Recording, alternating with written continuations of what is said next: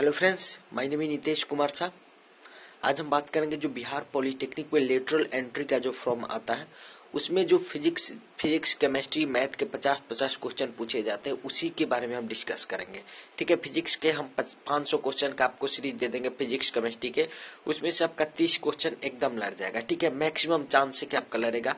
और याद रखिएगा इसमें ज्यादा कुछ कंपटीशन नहीं होता। लेटरल एंट्री में आप इजिली सेकेंड ईयर में एक साल का आपको बेनिफिट मिलता है। ठीक है, इजिली आप इंटर कर जाते हैं क्योंकि इसमें ज्यादा बच्चों को पता ही नहीं चलता है। ठीक है, जो आगे से पॉलिटेक्निक किए होते हैं उन्हीं के जो रिलेशन के होते हैं उन्हीं को पता है चल पाता है। इस वजह से इसमें कुछ ज्यादा कंपटीशन नहीं होता, ज्यादा का होता ही नहीं कंपटीशन।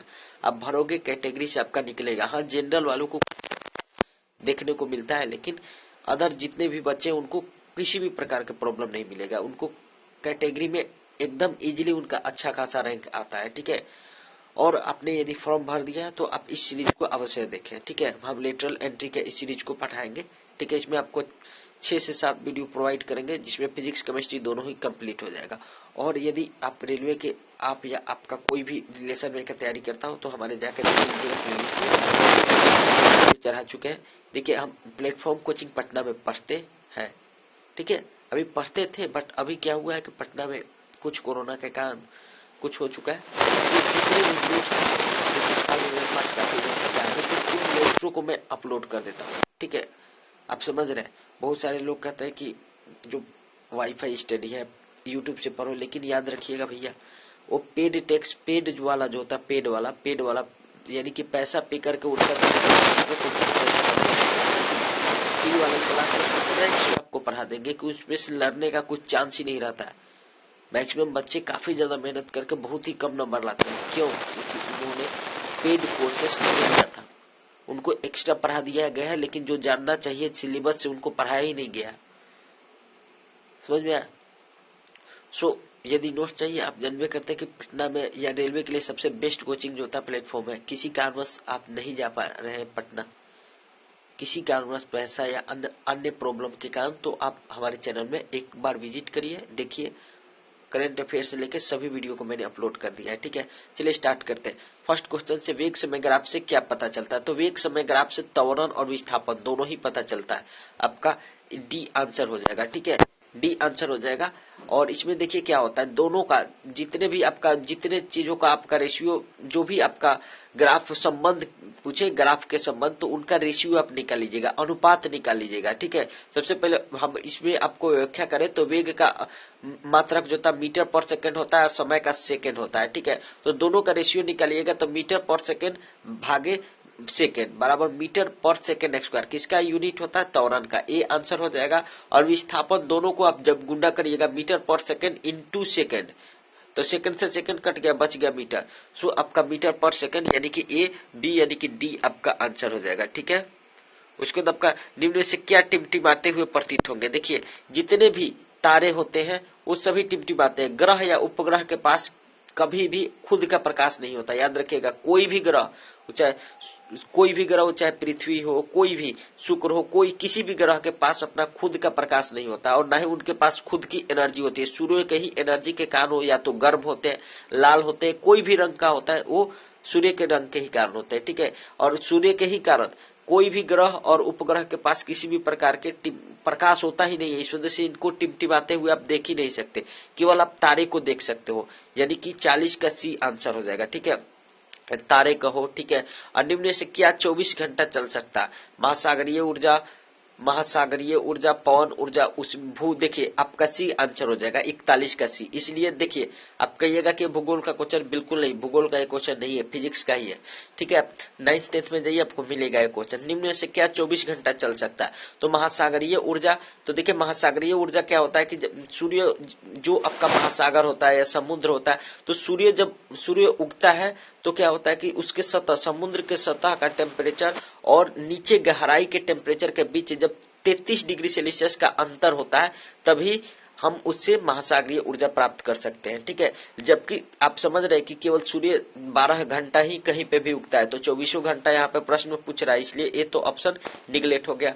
बच गया पवन ऊर्जा। तो पवन जब तीव्र चलेगा यानी कि पवन 15 किलोमीटर पर घंटा से ज्यादा यदि चलता है तब भी इसका यूज हम कर पाते हैं, ठीक है। और इसका ज्यादातर यूज साउथ एरिया में होता है, ठीक है। तो सी आपका भू ऊष्मीय ऊर्जा सदैव चलता है, 24 घंटा चलाया जा सकता है। तो आपका 41 का सी आंसर हो जाएगा। सूर्य के प्रकाश में कौन सा भाग पानी को गर्म करेगा? पराबैंगनी नहीं, सबसे ज्यादा अवरक्त करता है। 42 के बी आंसर हो जाएगा, 42 के बी, ठीक है। 42 के बी। निम्न में से कौन सा अंततः तक भी सूर्य से किसी भी रूप में ऊर्जा प्राप्त नहीं करेगा? जीव द्रव्यमान करता है, जीव हर एक जीव का कोई भी हिस्सा हो बिना सूर्य के एनर्जी लिए कुछ नहीं होगा। पवन भी करता है। तापीय ऊर्जा, भू ऊष्मीय ऊर्जा, देखिए ये डी, ये पृथ्वी के जो अंदर होता है, अंदर का केंद्र का टेम्परेचर, एक भू ऊष्मीय ऊर्जा मतलब केंद्र की ओर जो टेम्परेचर होता है, यानी कि डी, 43 का डी। और बॉक्स प्रकार के सौर कुकर किसका यूज होगा? बॉक्स प्रकार के, देखिए नॉर्मली किसी भी प्रकार के सौर कुकर में अवतल दर्पण का यूज होता है, लेकिन यहाँ पे बॉक्स मतलब समझ में आयताकार। बॉक्स कैसा होता है देखे होंगे, जैसे पेटी वोटी अब बोला जाता है हिंदी में, तो पेटी जो या बॉक्स को देखते हो तो कैसा आयतकार होता है। तो आयतकार में कैसा होगा? समतल दर्पण का यूज होगा। देखिए क्वेश्चन के हिसाब से आपको आंसर बदलना होता है। 44 का ए आंसर होगा, ठीक है। चलिए अगले पेज पे चलते हैं। अगले पेज पे वेग समय ग्राफ से क्या पता चलता है? देखिए इसके बारे में वही पेज है। चलिए यहाँ पे निम्न में से प्रोटोवा जनित नहीं है। कौन सी बीमारी प्रोटोजोआ जनित नहीं है? तो देखिए आप कहिएगा कि बायोलॉजी का क्वेश्चन है तो छोड़ सकते हैं। देखिए बायोलॉजी का क्वेश्चन इसलिए केमिस्ट्री का क्वेश्चन है क्योंकि काला जर जो प्राप्त होता है वो सिनकोना से प्राप्त होता है, काला जर की जो जड़ी बूटी होती है, ठीक है। इस वजह से ये क्वेश्चन आपके लिए काफी ज्यादा इंपॉर्टेंट होगा, ठीक है, क्योंकि इसमें चारों जो बीमारी है ये आपका केमिकल से ही संबंधित है और काफी ज्यादा हमेशा पूछे जाते हैं, ठीक है। चलिए इसको आप छोड़ भी सकते हैं। इनमें से कौन सा जल का त्रिक बिंदु कितना होता है? देखिए काफी ज्यादा इंपॉर्टेंट क्वेश्चन है। 0.075 डिग्री सेल्सियस होता है, ठीक है। और वोल्टेज माननीयतांक जो होता है 138.25 इंटू 10 के पावर 25 जूल पर केल्विन होता है। 138.25 इंटू 10 के पावर 25 जूल पर केल्विन होता है। 35 का ए आंसर होगा, ठीक है। गुरुत्वीय बल के खोजकर्ता, देखिए गुरुत्वाकर्षण बल के खोजकर्ता कौन थे? न्यूटन थे, याद रखिएगा। गुरुत्वाकर्षण बल के खोजकर्ता न्यूटन, बट गुरुत्व बल के खोजकर्ता गैलीलियो हैं। 36 का ए आंसर होगा, ठीक है। और कांच पर गोली प्रहार करने से कांच क्यों चूकनाचूर नहीं होगा? विराम के जड़त्व के कारण, गति के जड़त्व के कारण, सी दोनों। देख लेते हैं 37 नंबर का क्या आंसर होगा। तो कांच पर गोली जैसे ही प्रहार करोगे तो क्या होता है कि कांच का जो अन्य भाग है वो विराम अवस्था में ही रह जाता है। बाकी बात जिस भाग पे गोली लगा था केवल वही आपका गति के जड़त्व के कारण गति में आता है। तो सो आपका कांच क्यों चूकनाचूर नहीं होगा? विराम के जड़त्व के कारण, ये आंसर होगा। क्या किसी वस्तु के त्वरण नियत होते हुए भी वेग शून्य हो सकता है? बिल्कुल हो सकता है, एकदम हाँ हो सकता है। ये करिए, हम इसमें आपको उदाहरण बता दे रहे हैं कब होगा। आप मान लीजिए उदाहरण के तौर पे जब आप ऊपर की ओर वस्तु फेंक रहे हैं, ठीक है, तो आपका मैक्सिमम ऊंचाई पर यानी कि अधिकतम ऊंचाई पर कुछ क्षण के लिए वस्तु रुकता है ना, तो उस समय उसका वेग क्या होगा? 0 हो गया। और त्वरण क्या है? 9.8 है, यानी कि त्वरण सदैव नियत है 9.8 या 10 मीटर पर सेकंड स्क्वायर है, ठीक है। लेकिन आपका क्या हुआ कि वहां पे वेग 0 हो गया। इसका मतलब क्या हुआ कि हाँ हो सकता है, आपके क्वेश्चन के हिसाब से हाँ हो सकता है, ठीक है।